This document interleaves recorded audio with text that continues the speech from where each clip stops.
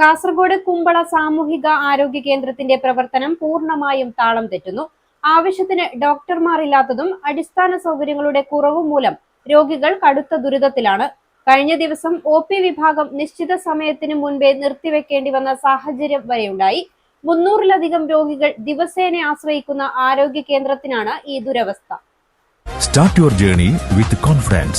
GTech Education, Fatima Arcade, opposite New Bus Stand, Kasaragod. Telephone 7736 100 443 04994 227432. ആരോഗ്യം ക്ഷയിച്ച് കാസർഗോഡ് കുമ്പള സാമൂഹിക ആരോഗ്യ കേന്ദ്രം. ചികിത്സ തേടിയെത്തുന്ന സാധാരണക്കാരായ രോഗികൾ മണിക്കൂറുകളോളമാണ് ഇവിടെ ദുരിതമനുഭവിക്കുന്നത്. കഴിഞ്ഞ തിങ്കളാഴ്ച ഡോക്ടർമാരില്ലാത്തതിനെ തുടർന്ന് വൈകിട്ട് 6 മണി വരെ പ്രവർത്തിക്കേണ്ട OP വിഭാഗം ഉച്ചയ്ക്ക് 2 മണിക്ക് തന്നെ നിർത്തിവെക്കേണ്ടി വന്നു. ദൂരസ്ഥലങ്ങളിൽ നിന്നെത്തിയ പാവപ്പെട്ട രോഗികളാണ് ഇതോടെ കടുത്ത നിരാശയോടെ മടങ്ങിപ്പോയത്. നിലവിൽ മെഡിക്കൽ ഓഫീസർ ഉൾപ്പെടെ 3 ഡോക്ടർമാരാണ് ഇവിടെയുള്ളത്. എന്നാൽ ഇതിൽ 2 പേർ അവധിയിലായതോടെയാണ് പ്രതിസന്ധി രൂക്ഷമായത്. മിക്ക ദിവസങ്ങളിലും ഒരു ഡോക്ടർ മാത്രമാണ് രോഗികളെ നോക്കാനുള്ളത്. നിലവിൽ മറ്റ് കേന്ദ്രങ്ങളിൽ നിന്നും താൽക്കാലികമായി ഡോക്ടർമാരെ എത്തിച്ചിട്ടുണ്ടെങ്കിലും പ്രശ്നത്തിന് ശാശ്വതമായ പരിഹാരമായിട്ടില്ല.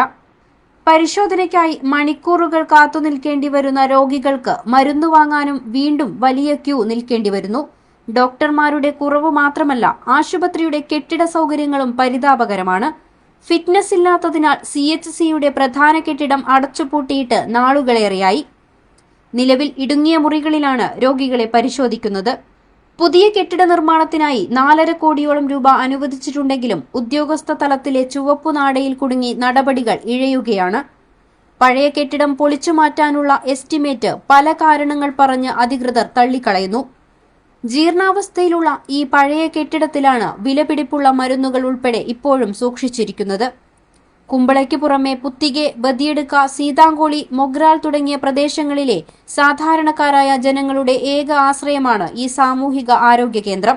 അധികൃതരുടെ ഭാഗത്തുനിന്നും അടിയന്തര ഇടപെടലുണ്ടായി ഇവിടെ ആവശ്യത്തിന് ജീവനക്കാരെ നിയമിക്കണമെന്നും പുതിയ കെട്ടിടത്തിന്റെ നിർമ്മാണം വേഗത്തിലാക്കണമെന്നുമാണ് നാട്ടുകാരുടെ ആവശ്യം. News 14 live, Kasaragod.